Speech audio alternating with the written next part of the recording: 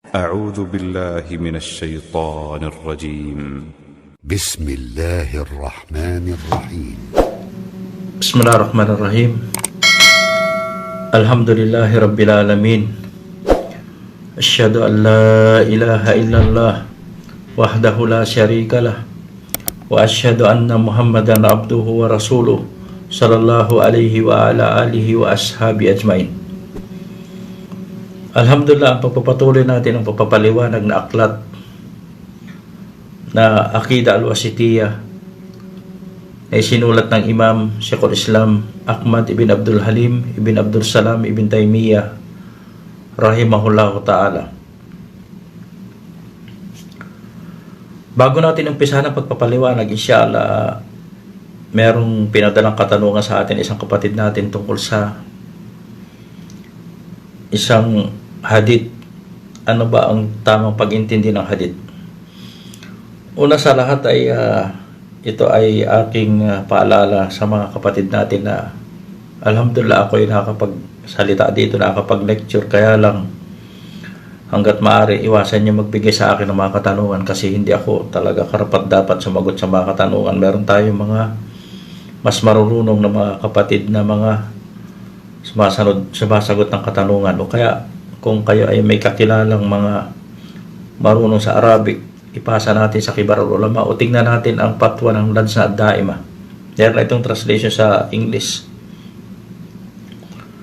So ang ipinasa sa ating ng isang kapatid natin na nagtatanong tungkol sa hadith na may isang babae na pumunta sa Propeta Muhammad sallallahu alaihi wasallam habang siya ay nagtuturo sa masjid kasama ang kanyang mga sahaba ridwanallahu alaihim, na sinabi ng babae na ino-offer niya ang kanyang sarili sa Propeta Muhammad sallallahu alaihi wasallam para maging asawa. At pagkatapos tiningnan siya ng Propeta Muhammad sallallahu alaihi wasallam mag-ulo hanggang paa, at pagkatapos iniyuko niya ang kanyang ulo at hindi nagsalita ang Propeta Muhammad sallallahu alaihi wasallam. At umupo yung babae na nag-iintay sa desisyon ng Propeta sallallahu alaihi wasallam. At pagkatapos may tumayo na isang lalaki na sahaba na sabi niya, kung hindi mo siya kailangan, ipakasal mo siya sa akin. At alam siguro ng karamihan ang kwento na yan, na sabi sa kanya, ano ang iyong maibibigay na mahar sa kanya, samantalang ang kanyang suot na damit ay isa lamang, na hindi pa niya, kapag ibinigay niya yung bahagi ng kanyang damit, mawalan siya ng damit.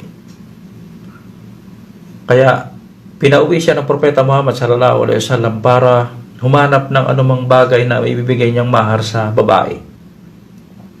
Sabi niya, kahit isang singsing lamang na bakal. At pumunta siya sa kanyang pamilya at bumalik siya na wala rin siyang, sabi niya, wala siyang makitang singsing na bakal. At pagkatapos tinanong siya ng Propeta sallallahu alaihi wasallam, ano ba ang na-memorize mo sa Quran? Ano ba ang alam mo sa Quran? May sa ibang riwaya sabi do Surah Al-Baqarah, sa ibang riwaya naman na may nabanggit ng mga ibang sura. So dito ang naging mahar ng isang lalaki ay ang Quran.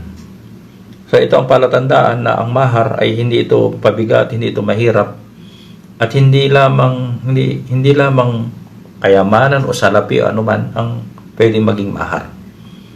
May mga ibang alam natin sa sira na may mga sahaba, may mga babaeng sahabiya na ang mahar na tinanggap nila sa isang lalaki, na halimbawa si Abu Talha, na ang kapalit ay ang kanyang pagmumuslim.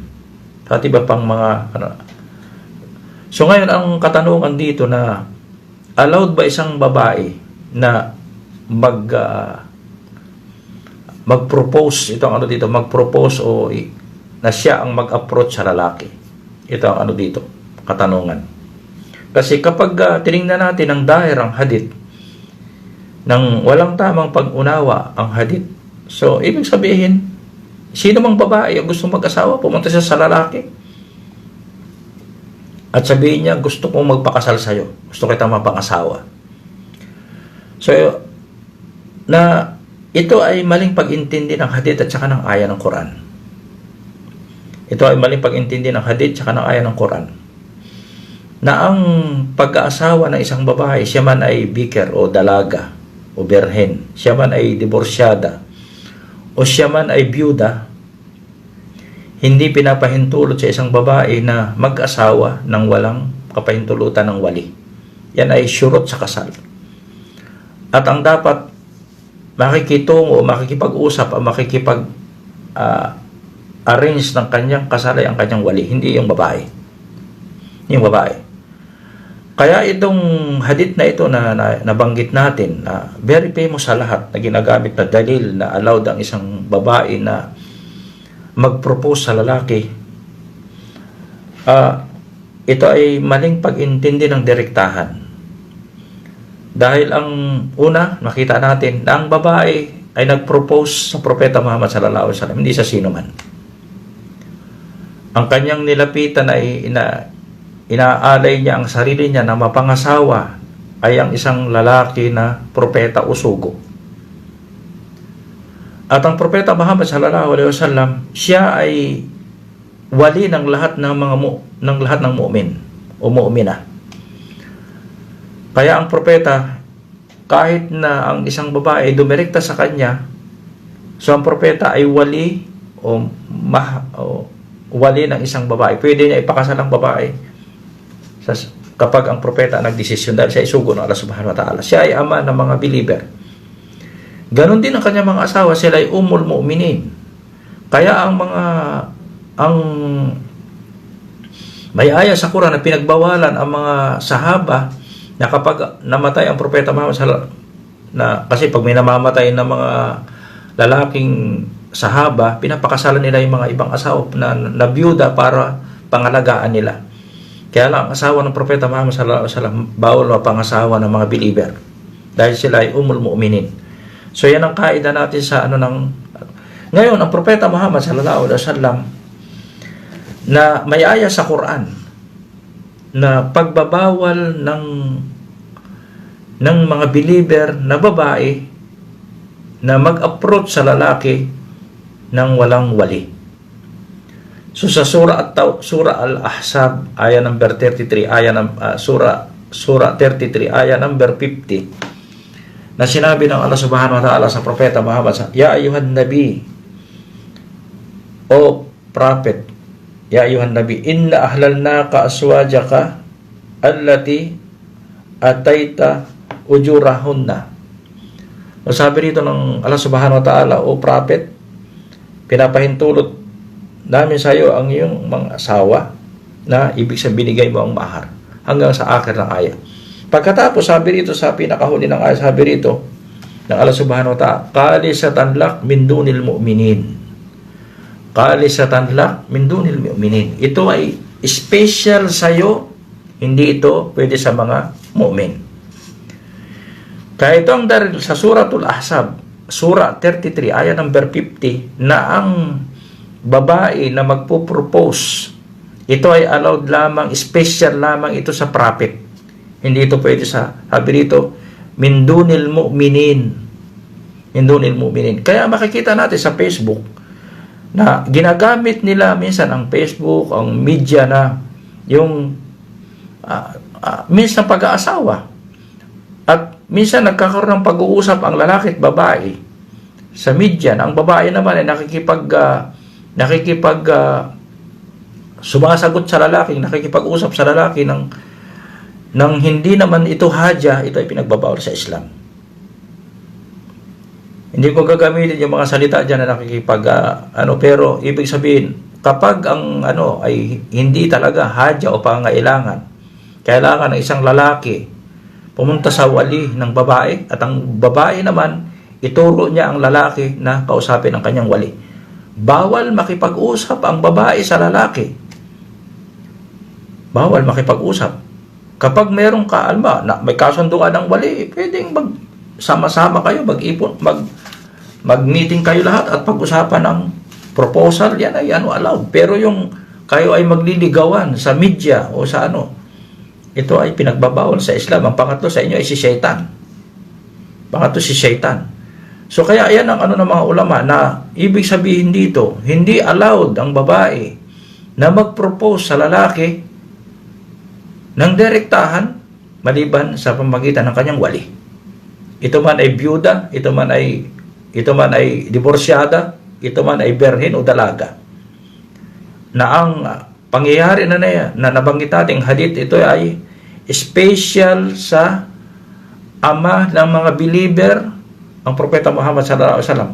Sabi nga sa ayah, kalisatan lak, special laka para sa iyo. Min dunil mu'minin, hindi kasama ang mga believer. Hindi yan para sa inyo, yan ay special lamang sa Propeta Muhammad sallallahu alaihi wasallam. Kaya ang pag-intindi ng nusus ng kitab at saka ng sunnah, kailangan natin puntahan talaga ano ba ang pag-intindi ng mga sahaba, ng mga tabi'in, ano ang pag-intindi dito ng mga ulama. Pag-intindi ng mga ulama, huwag tayong magpapasok sa na magniligaw tayo ng mga tao pagkatapos makikita natin nagkakaroon na ng katulad na hindi mga Muslim na nagkakaroon ng relasyon sa media, lalo na sa media. Unang-una, hindi natin kilala yung mga tao na yan. Diyan lang tayo nagkakakilala. Alam na natin nga minsan yung kanilang mga palaya o mga title o mga hindi natin sila kilala. Kaya kung merong, at ang babae hanggat maaari, huwag talaga ipakikita sarili nila dito sa media hanggat maaari. Huwag na ipapakita at walang hanggat maaari. Ang babae talaga, kung gusto nilang mag-lecture sa mga babae lang, at hanggat maaari, dapat huwag mag-appear sa sila lang mga babae, hanggat maaari. Dahil ang babae talaga ay dapat malayo ang mga lalaki sa fitna. Malayo ang mga lalaki sa fitna. So kung pinagbabawal sa atin ang mixing, paano na yung nakikipag-usap sa minsan private na, nagpa-private na sila. Kailangan dyan ay dalhin natin ang lalaki kung talagang siya ay totoo. Kailangan, hindi pwede yung ligawan o boyfriend o girlfriend. Kailangan makapag-usap sa wali. At kung gusto niya mag-asawa, puntahan ang wali at i-arrange ang kanilang pagpapakasal. Ganon din ang babae. Dapat ang isang babae, pagbawalan niya isang lalaki na makipag-usap sa kanya sa isang bagay na hindi naman mahalaga. Dahil lang sa hindi umur ng din, dapat ituro niya ang kanyang wali. Huwag niya sayangin ang kanyang oras dahil sila ay susulsulan ni Satan. So yan ang paliwanag sa atin ng mga ahlul ilm tungkol sa hadith. At marami pang iba na kasais ang Propeta Muhammad sallallahu alaihi wasallam. Ang kasais ng Propeta Muhammad, allowed tayo mag-asawa hanggang 4. Pero ang Propeta Muhammad, isa sa kanyang kasais ay pwede siya mag-asawa ng sobra sa 4. So kaya wag nating iintindihin ng ayon sa ating pag-intindi ang hadith. At maraming kasais ang Propeta Muhammad sallallahu alaihi wasallam. Hindi lamang ang mga nabanggit natin sa pag-aasawa, maging sa ibada. Ang propeta pwede siyang magwisal. Ano ba? Sabihin natin yung pag-aayuno na hindi nag-iiftar na nabanggit sa mga sahih na hadith. Hindi siya nag-iiftar.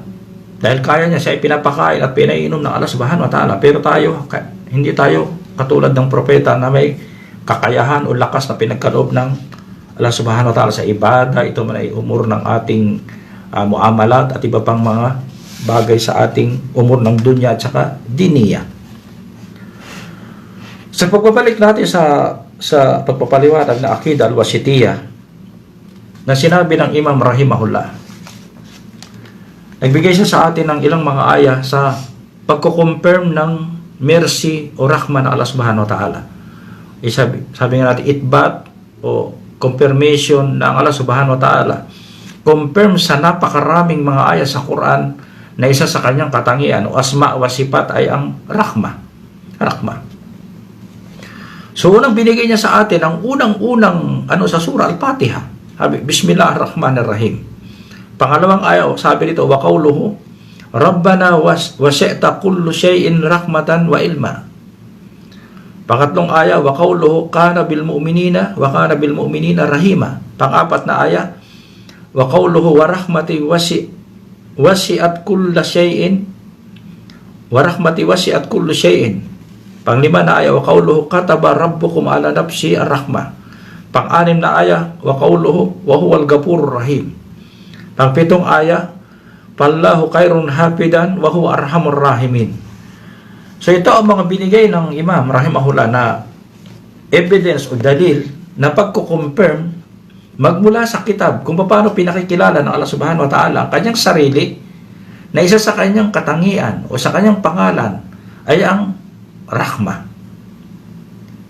na confirm sa mahigit 100 aya sa Quran, nagpapalitan ang salitang Rahman war Rahim o Rahma o Arhamar Rahimin.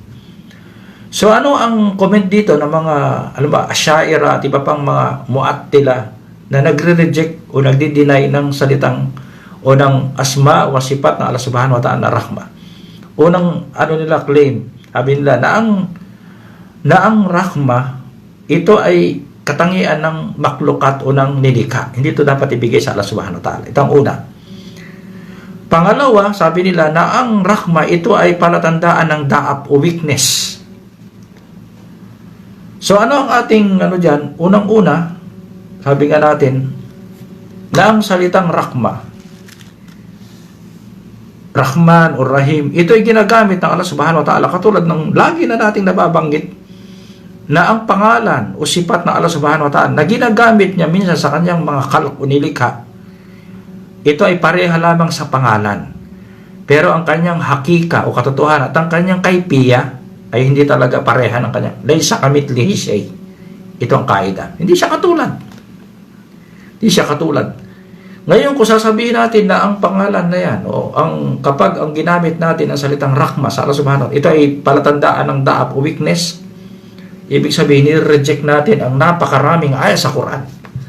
Ang pag-reject ng isang letra o ng isang kalima o isang salita lang sa Quran, pag-reject ng Quran, ito ay isa sa paniniwala, arkan ng iman. Arkan ng iman, al-iman bil kutub. Paniwalaan natin aklat. At wala tayong anumang uri ng itatangi na sabihin, katulad ng sinasabi ng mga Yahud na yu'minuna bibad, pinaniwalaan natin ang mga bahagi, watakpuruna bibad, na nireject natin o hindi natin pinaniwalaan ibang bahagi na aklat. Ito ay kupor. So sabihin natin, yung mga Muslim na, sa mga Asy'ariyah, na ito ay binabago nila ang meaning, ito hindi lalabas kaya lang, ito ay kasalanan. Ito ay maling ta'wil, maling interpretation, maling tafsir ng aya. So dito sa aya, nabanggit talaga sa atin na confirm na ang isa sa mga katangian at pangalan ng Allah Subhanahu wa Ta'ala, Rahman ar-Rahim. So anong gagawin natin? Saan natin ilalagay na yan? Napakaraming aya, daang aya. Dito binigyan tayo ng imam ng pitong dalil na pagpapatunay na hindi natin pwedeng gamitin ang ating isipan sa pagdidescribe ng Allah Subhanahu wa Ta'ala katulad ng mga Yahud, tsaka Nasara, tsaka mga musyrikin sa atin kung paano niya didescribe, pinakilala ang kanyang sarili sa kanyang kitab, Sami'na wa amanna. Ibig sabihin, sadak na, pinaniniwalaan natin ito nang wala anumang urang pag-alinlangan. So unang binigay sa atin ng Imam Rahimahullah, Bismillahirrahmanirrahim, na ang dito sa unang unang sura, may kilap ang mga ulama kung ito ba ay kasama ng surah Al-Fatiha o ito ay ayah al-mustaqila, ibig sabihin completely separate na ayah. So karamihan, majority sa mga ahlul ilm, maliban lamang sa mga Imam Asy-Syafi'i at ibang mga follower ng mga ulama ng Syafi'iyya, na ito ay kasama raw kaya binibigkas nila yan, ni-recite na yan ng malakas. Kaya ito ay kilap na may mga dalil sila. Kaya lang, clear na dalil yung hadith ni Abu Hurairah na nag-umpisa talaga ang sa hamdala. Sa Sahih Muslim. Nakatulad na pinaliwanag natin sa surah Al-Fatiha. Pagkatapos, lahat ng surah nag-uumpisa sa basmala o sa Bismillahirrahmanirrahim, maliban lamang sa surah Al-Bara'a o sa Taubah.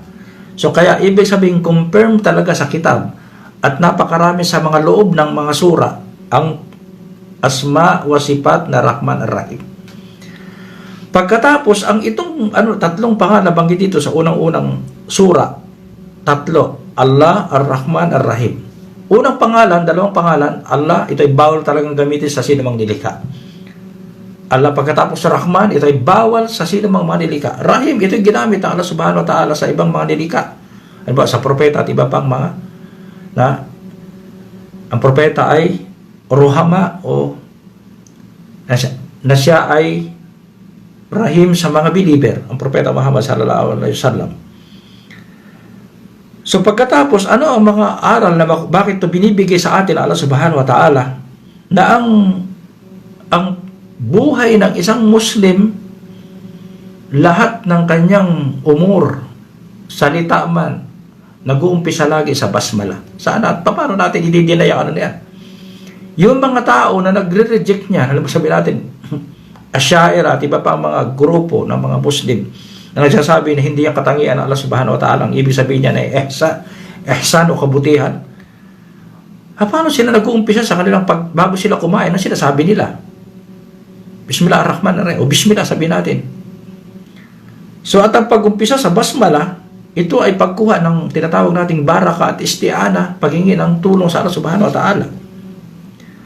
Pagkatapos, dito, nabanggit mismo dito ang dalawang Rahman at Rahim. At inulit niya sa surah Al-Fatiha pagkatapos banggitin ng Alhamdulillahi Rabbil Alamin, pagkatapos ng Ar-Rahman ar-Rahim. Inulit niya sa surah Al-Fatiha. So ngayon, ang dalawang pangalan na yan, nabanggit sa atin sa tafsir, na ang Rahman, unang-una, na ang Rahman, ang ibig sabihin ng salitang Rahman, ito ay katangian ng Allah subhanahu wa ta'ala na wasi, nasakop ang lahat ng mga nilikha. Ito ay ang kanyang mercy, sakop ang lahat ng nilikha sa kalangitan at kalupaan. Hindi ito maaring pagbawalan, ito ay pinagkaloob ng Allah subhanahu wa ta'ala sa believer at hindi believer. Naniniwala at hindi naniniwala, mabuting tao at masamang tao, lahat ng nilikha sa kalangitan at kalupaan. Ito man ay anghel, ito man ay jin, ito man ay bani Adam, ito man ay hayawan, o anumang ubahaim, anong uri ng nilikha, sakop ng mercy ng Allah subhanahu wa ta'ala o rahma, yan ay Rahman. Ibig sabihin yan ay Rahma al-Wasi, malawak na mercy. At piniliwanag yan ng mga ulama na sabi nga dyan, ang ibig sabihin na ito ay kaima, ang ibig sabihin ng salitang Rahman, ito ay kaima sa sipat ng Allah subhanahu wa ta'ala. At ang ano naman, ang Rahim, ito ay taalok sa marhum o sa kanyang mga pinagkakalooban ng kanyang mercy. At ang Rahim, ito ay special, ito ay khas. Kanina, una Rahman, ito ay general, pangkalahatan, at ang Rahim, ito ay khas, special. Kaya ang isang believer, kapag ito ay ganyang binanggit, Bismillah ar-Rahman ar-Rahim, dalawa ang kanyang ano dito.